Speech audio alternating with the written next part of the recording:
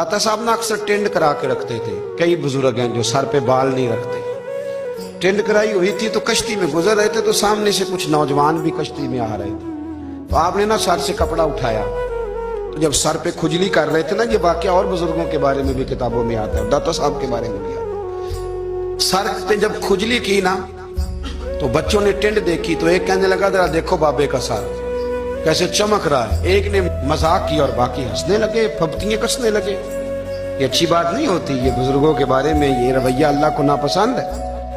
अब वो मजाक उड़ा रहे हैं तो दाता साहब के साथ मुरीद थे, जलाल में कहने लगे हुजूर बद दुआ करें इनके लिए, ना लाए क्या ये कोई तरीका है। दाता साहब कहने लगे कर दूं कि हुजूर कर दे।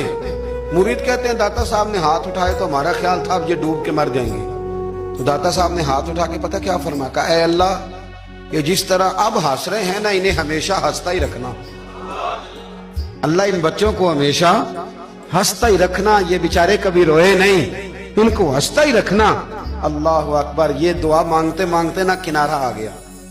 दाता साहब भी किनारे पे उतरे तो वो नौजवान भी पीछे आ गए, आके आपके पैरों में बैठे माफी मांगने लगे। कहने लगे हुजूर माफ कर दे। फरमाया एक शर्त है। वो कौन सी? फरमाया रोज पढ़ने आया करोगे?